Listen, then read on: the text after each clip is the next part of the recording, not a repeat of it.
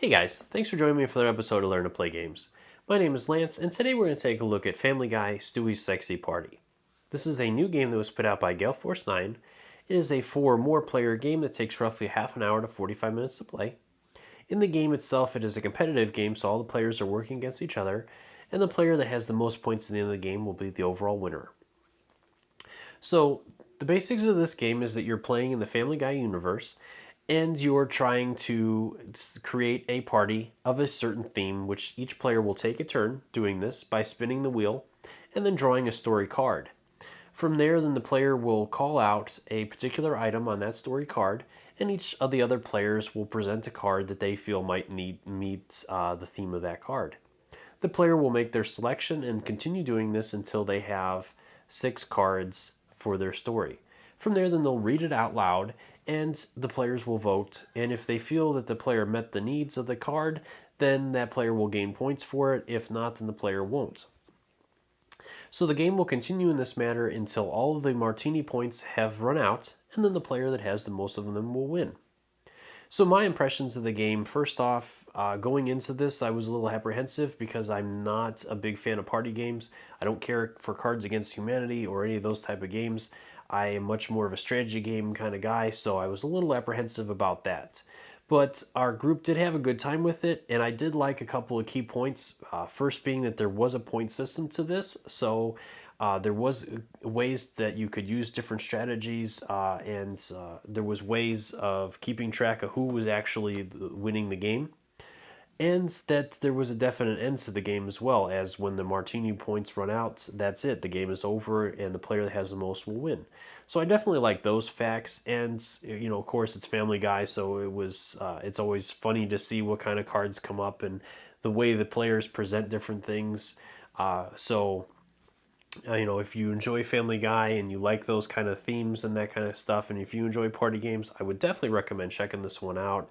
Like I said, it definitely has some good spots to it.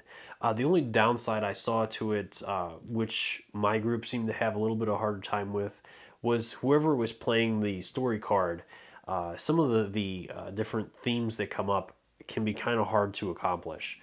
And the story cards aren't really worth that many points. You're going to get more points as one of the other players trading in your cards most of the time than the player that's doing the story has even a remote chance of, because most of the cards are only worth 2 to 3 or 3 to 4 points basically, where your other players can get quite a few points depending upon how many cards they have, which you guys will see in the video. So let's go ahead and head to the table, and I'll teach you guys how to play. There are 6 different types of word cards you're going to have in the game: actions, places, person, description, quotes, and thing. Each of these cards is going to be color coordinated for that particular type of card, and then at the top of each card is going to be a martini with a number in it, and that is the number of points that card is worth when traded in. And then you'll have the picture of one of the 6 main characters from Family Guy. Here we have the party cards, and at the top of each of these cards is going to be the name of the card and the points that the card is worth if completed. Then the card is going to have the wording that you're going to try to complete for the party you're trying to do, with the type of actions or different cards that you'll need. At the bottom of the card, it will also list the 6 cards that you'll need to complete this card as well, which we're going to take a closer look at in the game. For board setup, the first thing you're going to do is place a spinner out in the board. Then you can place out all the martini tokens, which there's 122 of them, so there's a lot more than this, but I'm just going to put out a small stack for you guys to see. Then you can shuffle up the 50 party cards and place those out on the board as well. From there, then you can also place out, they have a ton of stacks of these cards. There are 432 different word cards in them, so I'm only going to show a small stack of them. And from there, then you're going to choose one player to be the starting player, and you're going to go ahead and hand them the spinner, so that everybody knows that they are the host. From here, we're ready to start the game. So the first thing is you're going to spin the wheel, and that is the type of party that the player is trying to make.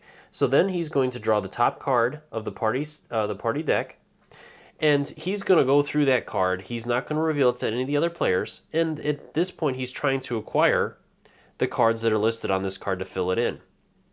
So he's going to keep that off to the side in his area. And again, he's not going to reveal it to the other players. Then he's going to discard any of the word cards that he had from previous turns. From there, then all the other players are going to draw up to 6 cards in their hands. If the players already have 6 cards or more, then they won't draw any additional cards. So we're going to say that we're playing a 3-player game. So I'm going to deal out 6 cards to the other 2 players. Okay. And we'll just flip these over for you guys to see what they have, but normally you would keep these hidden as well. You guys got a lot of actions. Once all players have their cards, then the host player is going to name the first card that he needs. So he's going to call out that he needs a thing. So all the other players then are going to look at their cards and either play a thing card that they have, or they can choose another card that is not a thing that they feel might fit the description.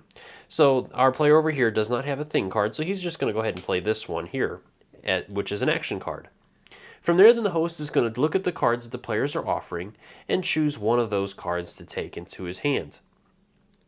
So as the host is looking for a ridiculous party, he may want to go with the date, as that is just kind of odd, versus the gun. So he'll go ahead and do that. He'll take this card and place it face down in his area. The player that played the thing has an option. If they played the correct card that he asked for, which this guy did, then they can discard this card and draw 1 card to replace it. If the player plays a different card like our player over here did, then he would not have that option and must take the card back if it was not selected.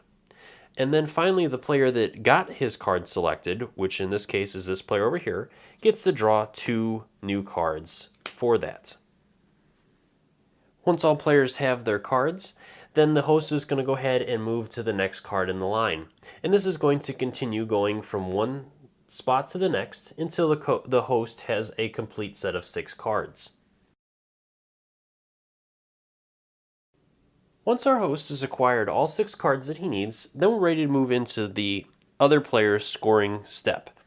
So during this step, starting with the player to the host's left, each player is going to look at their hand of cards and decide one of their characters that they have pictured on those cards to trade in for the values of martinis that are listed on the top of the card.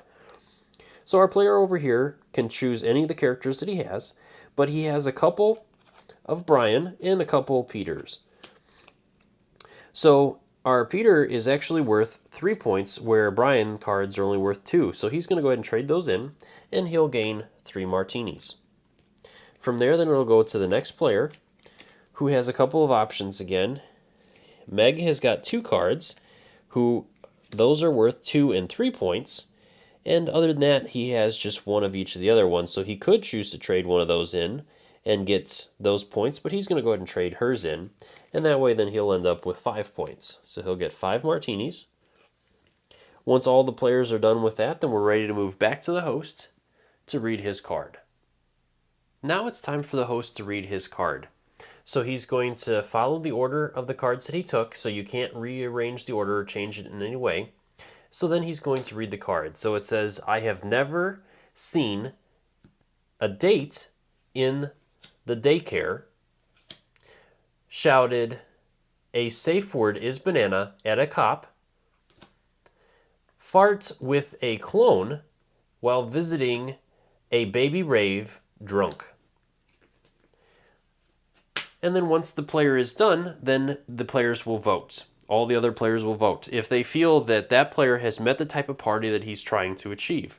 So our player over here probably definitely achieved that ridiculous party that he was going for, and if all the players agreed, or most of them agreed, then he will receive 3 martini points, which is listed in the top of his card. Once that's done, then he can discard all the cards that he used, as well as the party card, and then he will go ahead and pass this spinner to the next player to his left. And it will proceed again until all the martinis have been given out. And then at that point, the game will end, and the players will total up their martinis, and the player with the most will win. So after you've played a couple games of Family Guy, there's some alternate rules on the back of the rule book, as you guys can see here, and you can use any or all of these rules to change up or spice up your games. On top of that, there's also additional packs of cards you guys can buy, and there's also blank cards that are included in the game, or packs of cards that are included that are blank that you can create your own cards and make the game as raunchy or funny as you choose to. Well, I hope that gave you guys a good idea how the game plays. As always, if you have any questions, please leave them in the comment section below and I'll do my best to answer them. And if you like what I do, if you enjoy watching these videos, please consider hitting that like button and subscribing to my channel, as it really does make a difference and allows me to bring more great videos to you guys. And as always, thanks very much for watching. I really do appreciate you guys taking the time to watch my videos and leave comments for me. And until next time, I'll see you guys later.